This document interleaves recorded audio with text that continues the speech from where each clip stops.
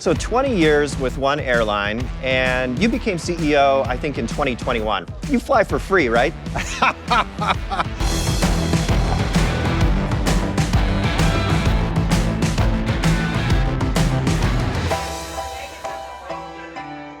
Hi, everybody. Welcome to another episode of Sidekicks Conversations. I'm Mike Sievert, and today I'm at the Sidekicks pub here at T-Mobile's Bellevue headquarters with another Seattle-based CEO, Ben Minicucci of Alaska Airlines.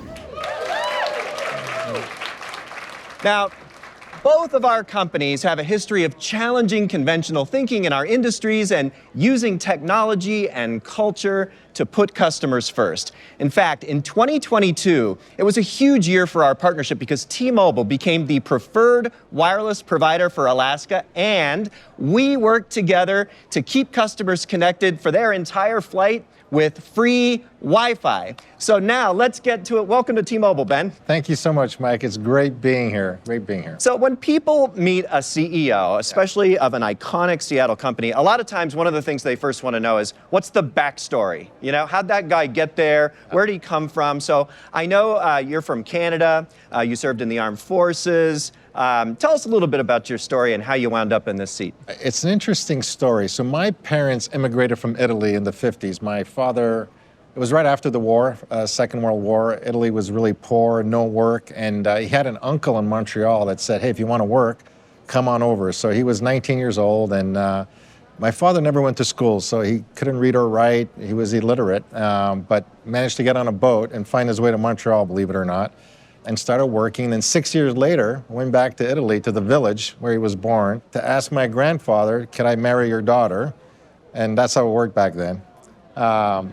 And he said yes, and grabbed my mom, brought her over, and 4 kids later, I was the youngest of 4 kids. My parents were amazing, and always, because they never went to school, they always emphasized school. And at 17, I joined a military academy, similar to West Point and here. Spent 14 years in the armed forces. And you worked on aircraft in the armed forces. I did. I was an engineer.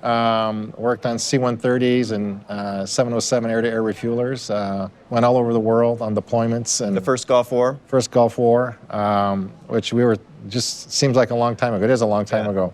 And so it was a great career. And I did a little stint at Air Canada for 7 years in their technical operations division, and then Alaska came calling almost 20 years ago, and I've been here ever since. So 20 years with one airline, and you became CEO, I think, in 2021, right? Yeah, so, easy time ago, yeah. I mean, and I know people are probably done talking about the pandemic, but I do have to ask you, I mean, becoming CEO of a company like Alaska, the airlines were really stressed out by travel. I mean, travel stopped there for a little while. What was that like, taking over in the middle of something like that? And maybe more importantly, does it inform how you lead now?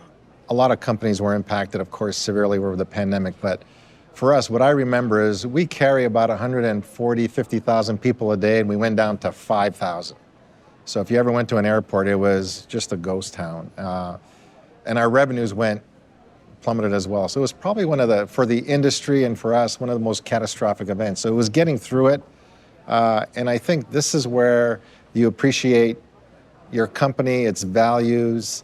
And for me, that's where I just lean back. I lean back on our values. And, one is, safety always first, which was so important during the pandemic, but being kind-hearted and doing the right thing are 2 values that we always uphold as the most important values for us, aside from safety. So that really helped guide the decisions with people, and then starting the operation back up, which was really difficult because, the pandemic was so volatile. And so you learn that, we always knew people are just the lifeblood of our company, but through the pandemic, helping us get from where we were to where we are today, which is an amazing place. It just reinforces to me what people and culture mean to an airline. And it's what you guys have here, which is why we love working with you guys. You guys just have an amazing people culture, like you take care of your people, and you have an amazing service culture where you take care of customers. I was talking to my IT guy, I was telling Mike, and He said what it would take your competitor 3 months to fix, you guys get done in 2 weeks. I love hearing that.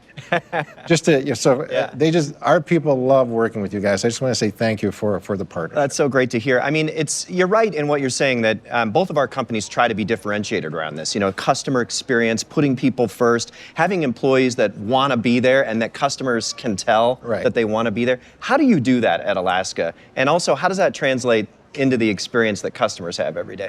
We're a big company. We have 22,000 people, but about 8 or 9 years ago, as we were starting to grow, we said that we don't want to lose this sense of culture and empowerment that we have. So we launched what was called a Beyond Service workshop. And what essentially was a workshop to tell employees that they were empowered within a framework to make decisions that even would supersede company policy. We said as long as it's not safety or it breaks an FAA regulation, these are company policies. But if you're in front of a customer, things like waiving a fee or waiving, your bag was 60 pounds, look, let's take care of it, we'll take care of you. They had the judgment and the empowerment to override a company policy to take care of a customer in the moment. And that was a big pivot point for us. This service framework is something that they use today. So whether you're talking to a reservation agent, a check-in agent, a flight attendant, they're empowered to take care of a customer, and they know that we have their back. That was a big change for us. It's interesting to hear you say that, talking about the company growing over time and needing to hang on to what makes it special. I mean, my team's probably tired of hearing this because they've heard this over and over again. But on our way up, I used to say over and over again, someday, one day, we're going to be as big as AT&T and Verizon or bigger, but we must never become them. We have to hang on to this entrepreneurial, customer-loving spirit. And it's just something that, drives a company that's about service. And it sounds like that's something that's important at Alaska. It really is. We hired almost 8,000 people last year. We're hiring 3,500 this year. We don't want to lose our essence of care as we hire new people in. So we take people for a one-day workshop to talk about 3 things. One is about self-care. You got to make sure you take care of yourself. 2, team care, take care of your teammates that you work with. And 3, guest care. Make sure you provide essential care and remarkable care every time you engage with a customer. You make it sound so simple, Yeah, it's an amazing thing. It's a simple message, but over time, like you said, as you grow, and you guys had a huge acquisition a few years ago, just like we did. We acquired Virgin America. Acquisitions, bringing more new people on, it's slow, but you realize that if you don't continue to reinforce culture and values, that over time, you'll be the frog in boiling water. They'll just go away and you won't even notice it.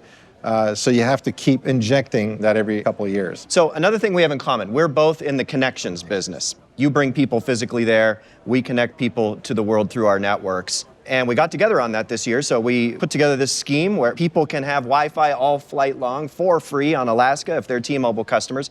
And I guess what we're hearing is today more and more, that's more important than ever. That when that airplane door closes, there's this FOMO that sets in, like what's happening in the outside world over the next 2.5 hours, and we're solving that problem. For us, it's really important that people are connected everywhere. We're getting great feedback on that because of the importance that connections have in people's lives today. What are you hearing, and what are people looking for on that front? How's it going? Well, I think first and foremost, it's got to work for people, especially when you make the commitment. So we almost have all our airplanes satellite enabled, which makes the system so much more reliable. So that's number one. But it's funny when you say now you're connected all the time, right? There was a time where people wanted to get on an airplane and say, I got 3-4 hours where the whole external world is not going to bother me. That's gone away. People want to be able to work from the time whether you're in the airport, in a lounge, getting on the airplane, it's got to be seamless. So for us, it's about seamlessness from the airport right onto the airplane. And as soon as you get on board, you get connected. You don't have to wait till you get to 10,000 feet. So there's seamlessness, connectivity, and reliability. It's got to work. So we're on our satellite provider to make sure that, and we monitor the stats every day, does it work consistently and reliably? There's nothing worse than losing connection. And I think that's for us, that's where we continue to work on. This part about working from the ground up to 10,000 is huge, right? Because that was a big part of, you had to wait the whole taxi, the whole climb out, and now you're connected the whole time. And plus, today our apps kind of rely on that, right? I mean, people were, they were bringing physical books and valuing that time away. They went from that to Kindles, but now it's like, look, they want their TikTok and their Instagram, and they want it right now. Right now. And it's got to work. It's got to work, so. Yeah.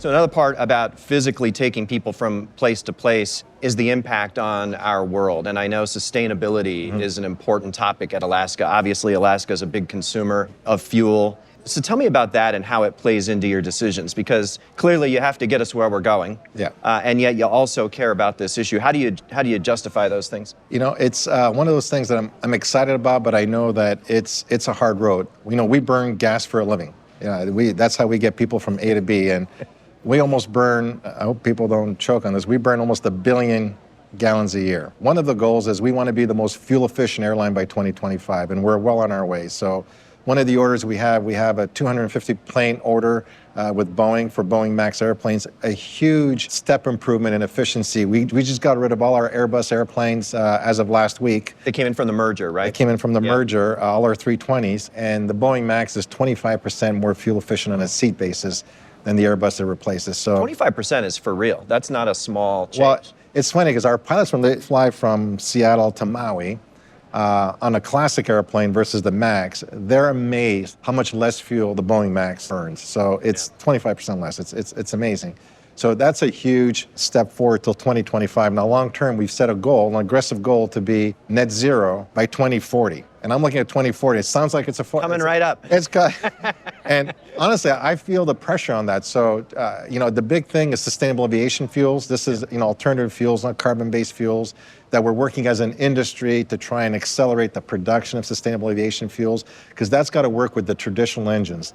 The next generation airplane has to be fueled by a different source other than carbon-based fuel. So it's got to be, whether it's electric, hybrid, hydrogen, it has to be the next generation power source. And I think that's what's going to take us to net zero long term. But there's a lot of work to do. I have to geek out with you because I'm a pilot. I'm a seaplane pilot. I'm an aviation geek.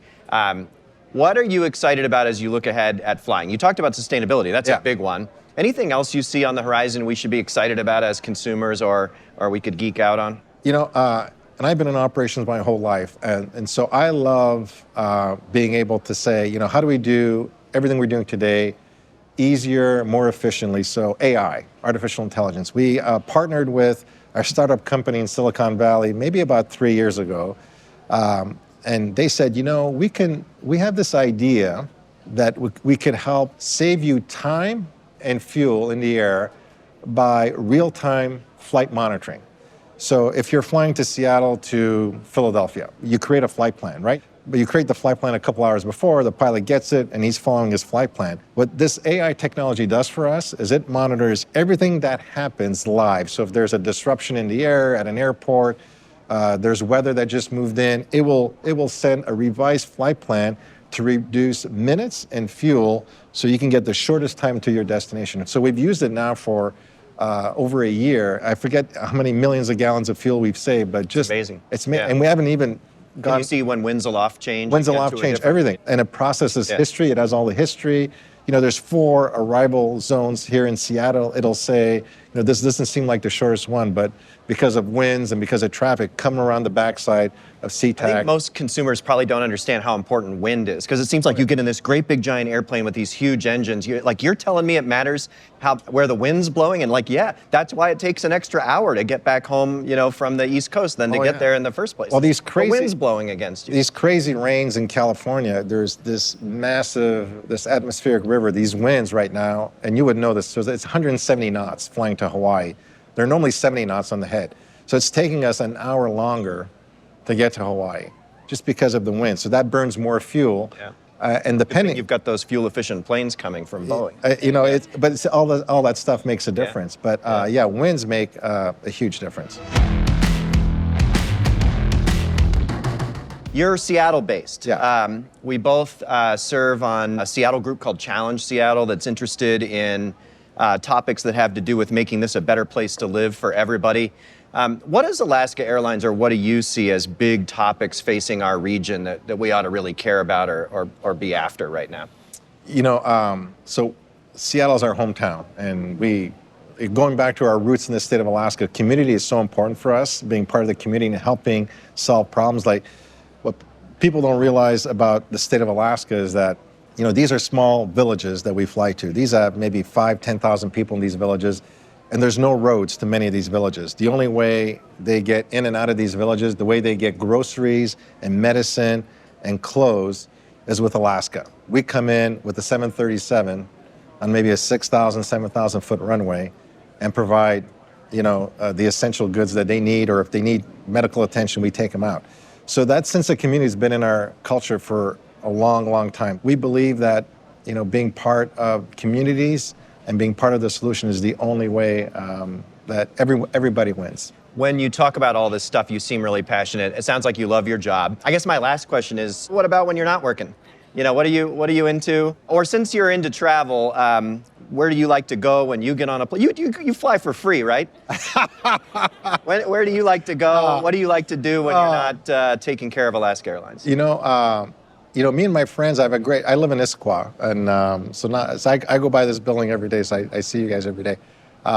And I love to ride my bike. So I have a great group of about a dozen friends in Issaquah. We ride our bikes, and every year we try and do a big trip. So this next summer we're going to Portugal, and we're going to ride Portugal.